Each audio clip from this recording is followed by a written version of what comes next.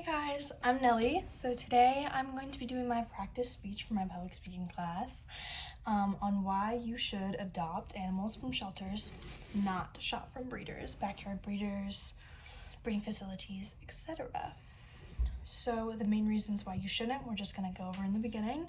To help control pet overpopulation issues, to stop the admission of these breeding facilities because of the good price that there are for all these wonderful animals that goes along with the animal selection that is provided, and going along with the animal selection provided, the mature selection of animals if you want to maybe skip the kitten/puppy phase.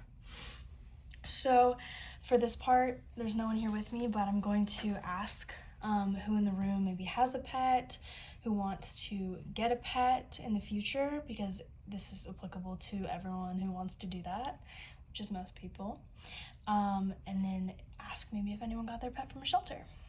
So with that, these are my animals, and this is kind of the part where I show my credibility. So my animals, we got them all from shelters or local friends or rescues, and we've always kind of done that. My parents have taught me to do that, so I've done that with my cats, and I will continue to do so. So for number one, reason why you should adopt animals from shelters is to help control the pet overpopulation. So the World Animal Foundation organization tells us that there are 70,000 kittens and puppies being born every single day in America. This comes out to 26 million animals every year, averaging 6.3 million going into these animal shelters every single year in the United States. So reason number two is to stop the admission of animal breeding facilities. The Humane Society organization refers to these animals as overcrowded in dirty small cages, forced to sit and sleep in their own excrement, suffering from malnutrition and starvation because of the inadequate or unsanitary food or water conditions. Sick, dying animals receive little to no veterinarian care. Kittens or puppies are taken from their mothers too early. This results in behavior issues. As for the adults, they are continuously bred until they can no longer produce, which then leads to them being either destroyed or discarded. So the more collectively we start buying from these animal shelters, the faster we can end admission and take these breeders and puppy mills out of business. Reason number three is the wonderful animal selection that's provided. So the American Society for the Prevention of Cruelty to Animals suggests again that there are 6.3 million companion animals entering U.S. shelters nationwide every year. That's approximately 3.1 million dogs and 3.2 million cats.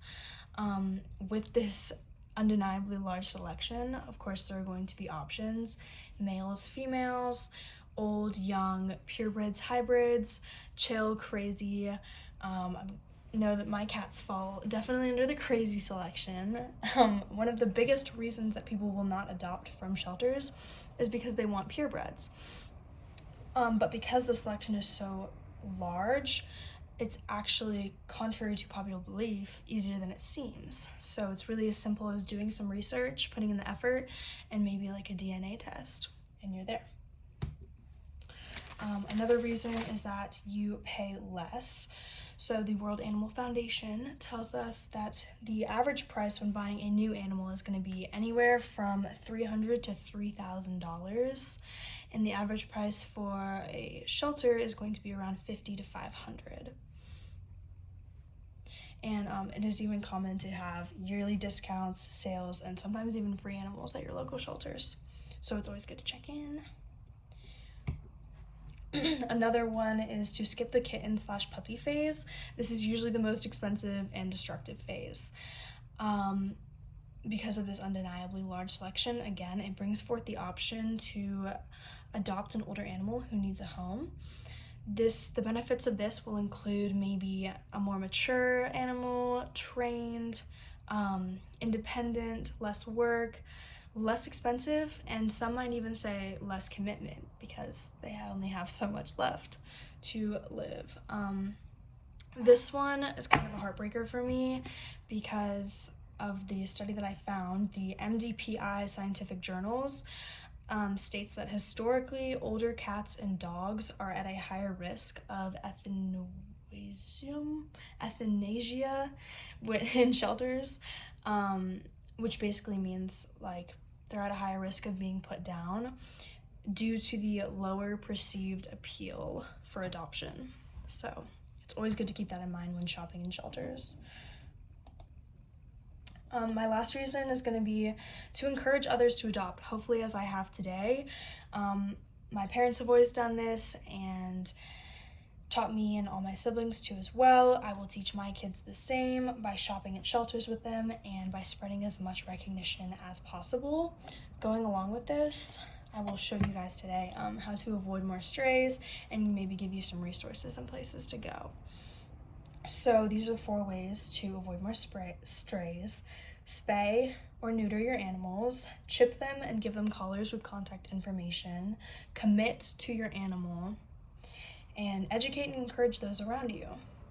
As for resources and places to go, I'm gonna hand out these little cards with the 6 closest best shelters for animals. There's the name of the shelter and the number. If anyone's interested, definitely check those out.